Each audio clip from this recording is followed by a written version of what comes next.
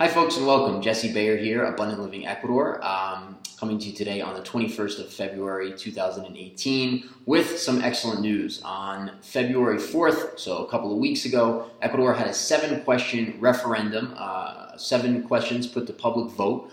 All 7 questions were approved.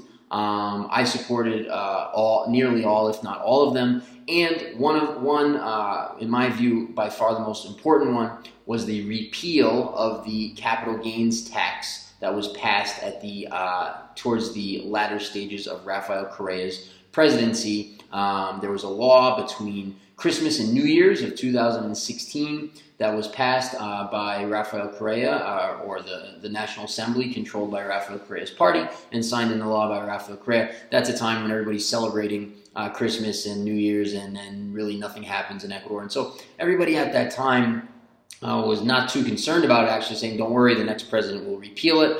I was concerned. As it turns out, they were correct. It has been repealed. This is really good news for everything, certainly for real estate, for investors, for the construction industry, for the materials, engineers, architects, you name it, had been hurt by this law, etc. So this is very good news.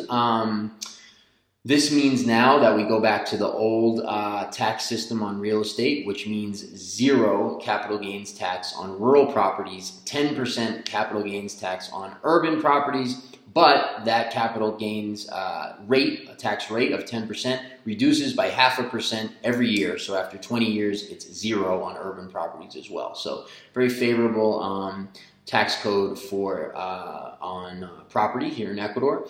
The other 7 questions, I don't know if I'll jump into all of them, but I'll mention briefly a few of them. Again, I think most of them were kind of no-brainers. It was funny that there was actually a campaign in opposition to these 7 questions.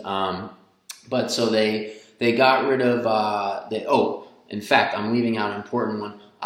The media was much more focused, especially the international media, but the media here as well, was much more focused on a question about reinstating a 2-term presidential limit. I think it actually applies to Congress as well, but a 2-term limit. At the end of Correa's presidency, they had changed the constitution to allow for to get rid of 2-term limits, meaning that Correa could come back into power. And so this they've reinstated the 2-term limits, which means that the speculation about Correa coming back into power is essentially dead, and that is over.